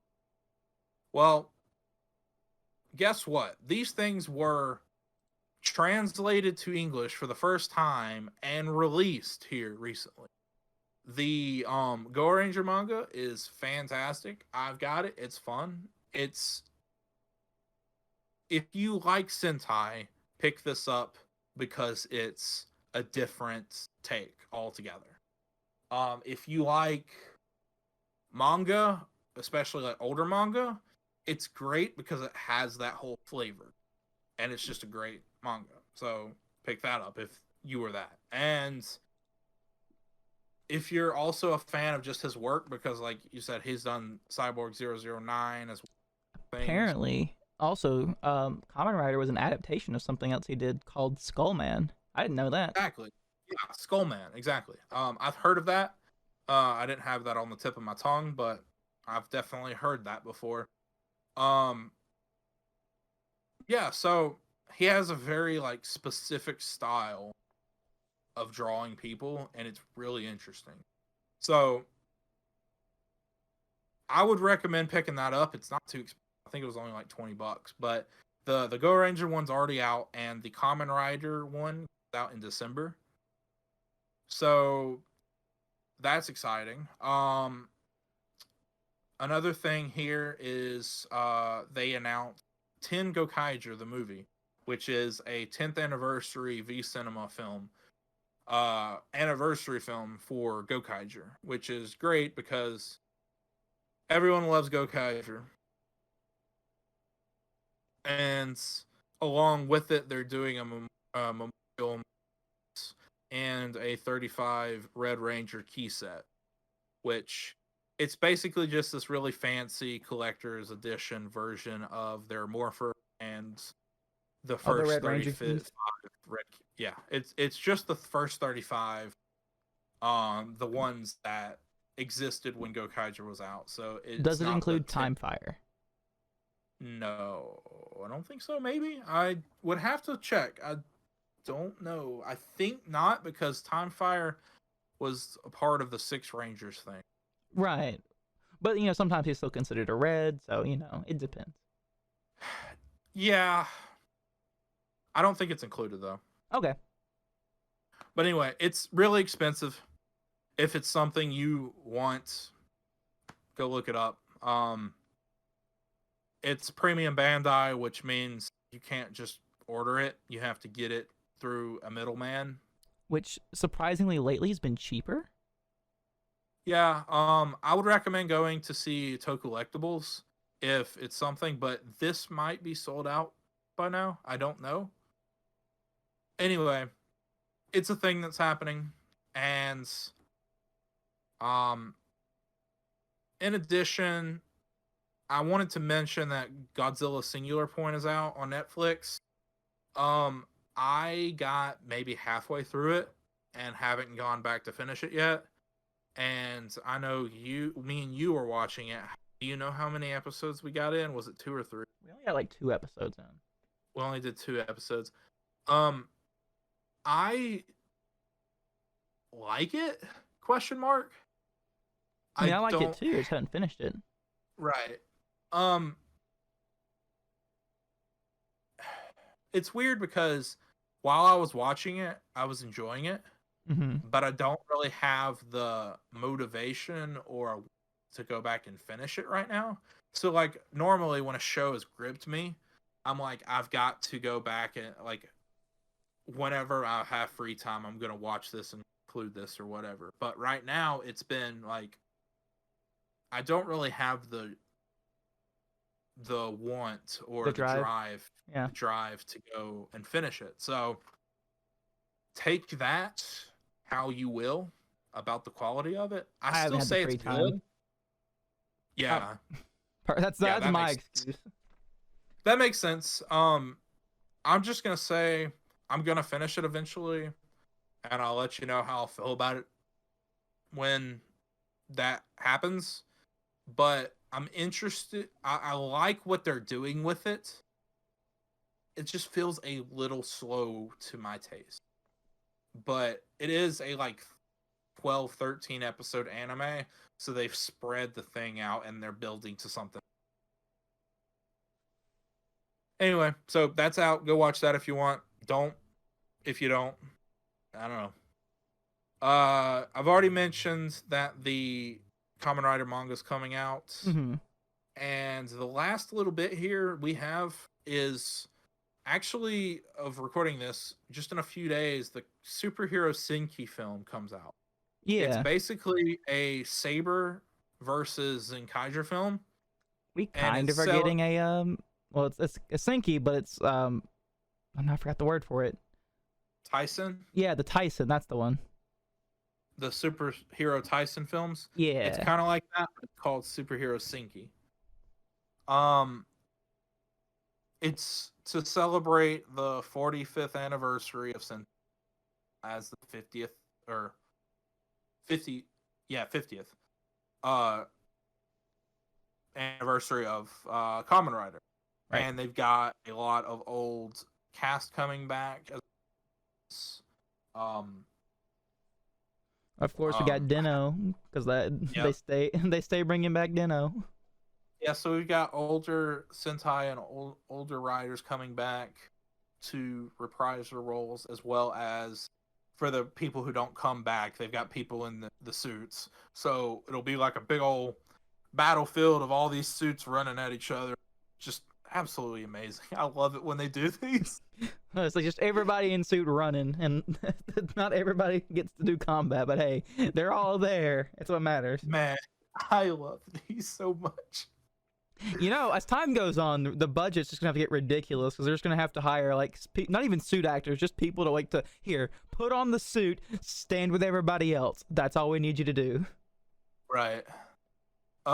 It'd be funny if know? you start seeing mannequins because there's not enough suit actors.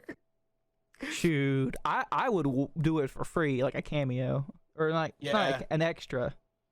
I'm sure there's a bunch of people who would do the same thing.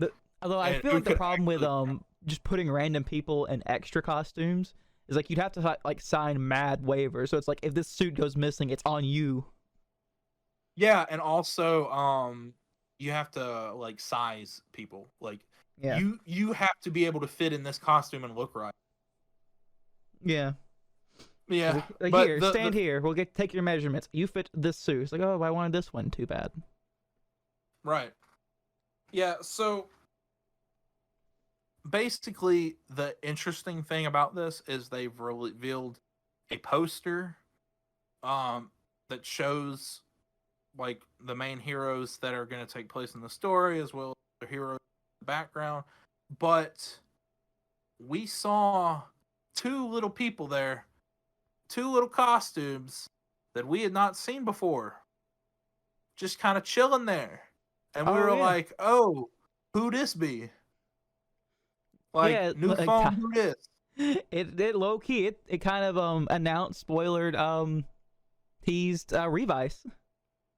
Yeah, our new Kamen Rider Revice.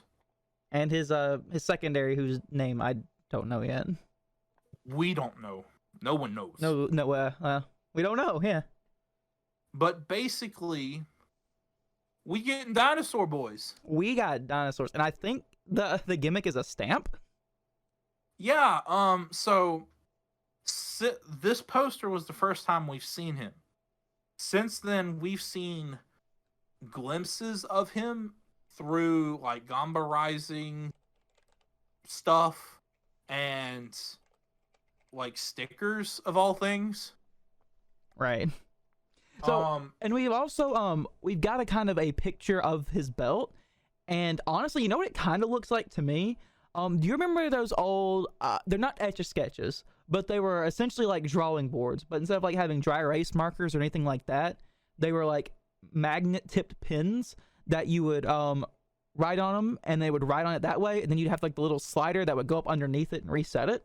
That's kind of what the driver looks like to me. That's funny. I was actually getting a whole like VTech feel. No, because like I looked at it, and the white part looks like it has those little bitty circular magnet segments that those boards had. So so I thought about it, I was like, oh, that would make sense because you press the stamp onto it and it would stick, and then like you'd push a button and then like it would reset that easily enough. So like that's like something they would never done before, and it makes sense with the thing. Like, and then you can like, stick it in it. I thought that would be a really cool idea if that's what they did. I'm not, because we don't know if that's a screen or not yet.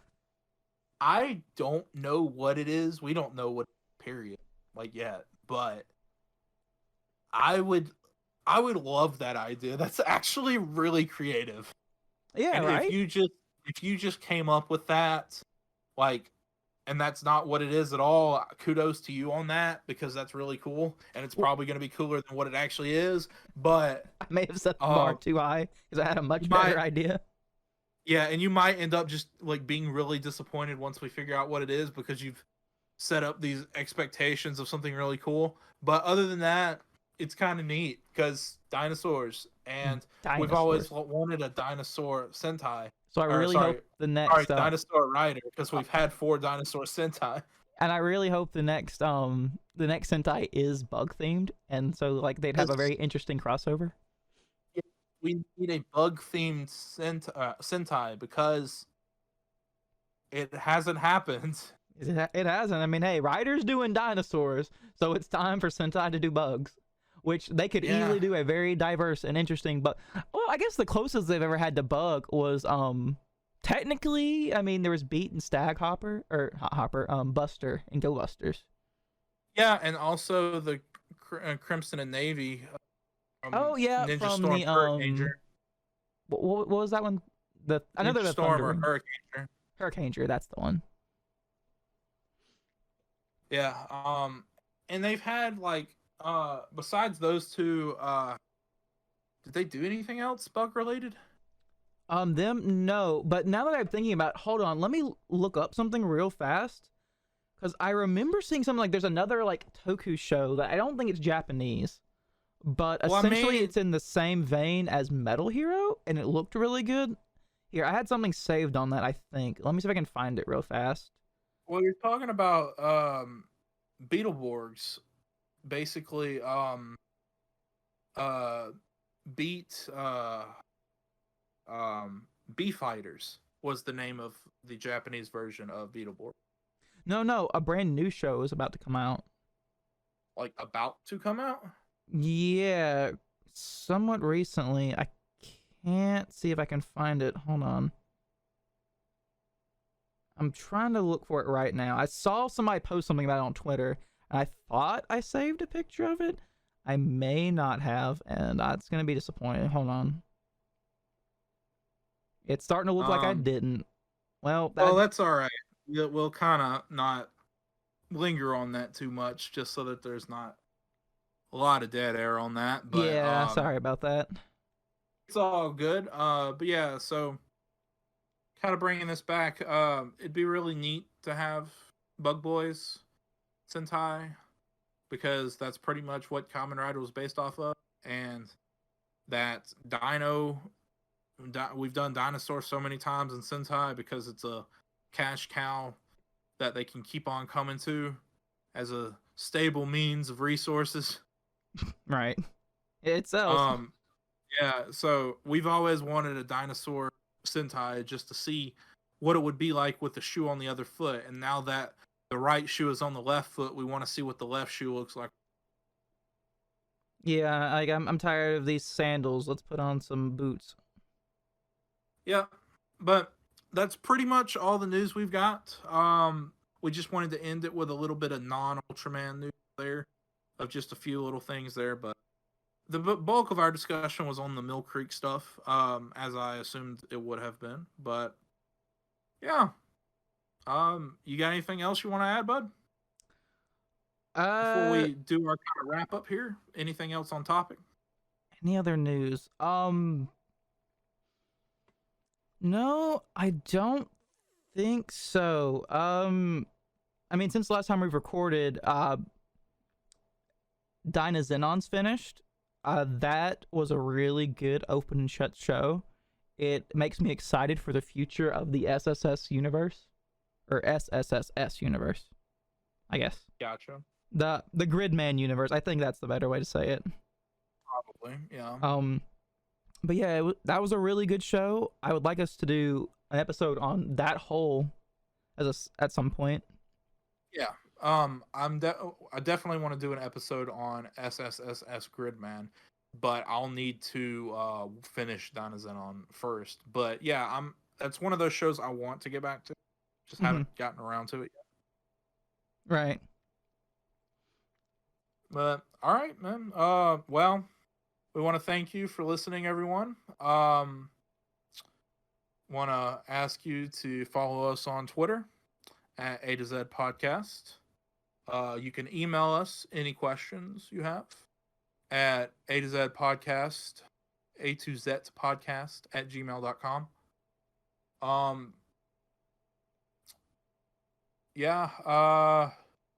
Follow Swoosed on Twitter, and he's doing the Twitch stream, so if you want to pop in over there, all of the links will be in the description below, so just follow those links on over there. And anything else you want to throw at the end there?